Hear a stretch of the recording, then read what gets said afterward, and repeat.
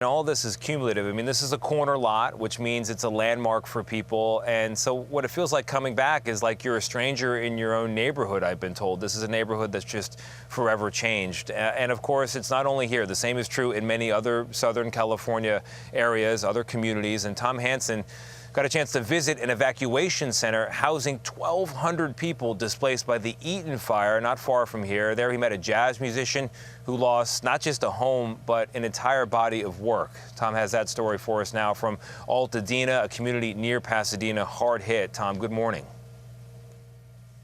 Hey there, Tony. Good morning to you. Well, I'm standing in front of what remains of Dale Fielder's home. The 68-year-old and his wife considered this area paradise. But now take a look behind me. All that remains is ash and rubble. One night you're on top of the world, 2 sold-out shows, and next thing you know, I'm homeless and a refugee. Oh my God, it's all gone. Dale Fielder never imagined leaving the magical place he called home. When I moved there 16 years ago, my wife said, well, can you see yourself here in 5 years?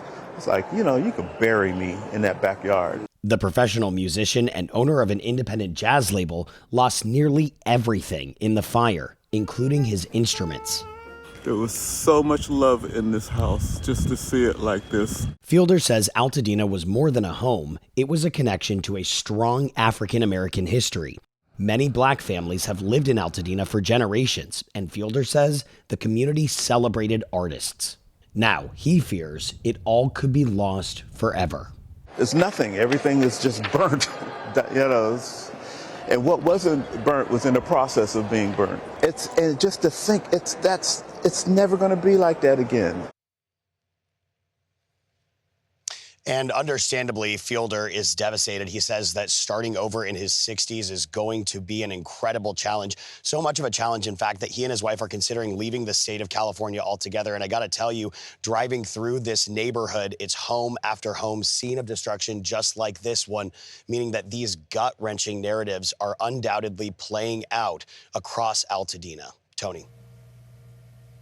Yeah, they most surely are. Tom, thank you very much. And I've heard from a lot of people who want to help, so many Americans who have a big heart and want to do what they can. If you do want to help those affected by the wildfires, we've put together some organizations that are taking donations. We'll put them up on the screen now.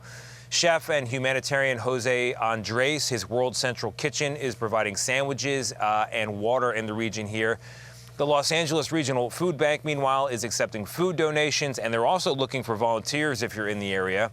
And CBS News Los Angeles is partnering with the American Red Cross, which is staffing evacuation centers and providing supplies to those who are out of their homes. You can go to cbsnews.com/LA Fires.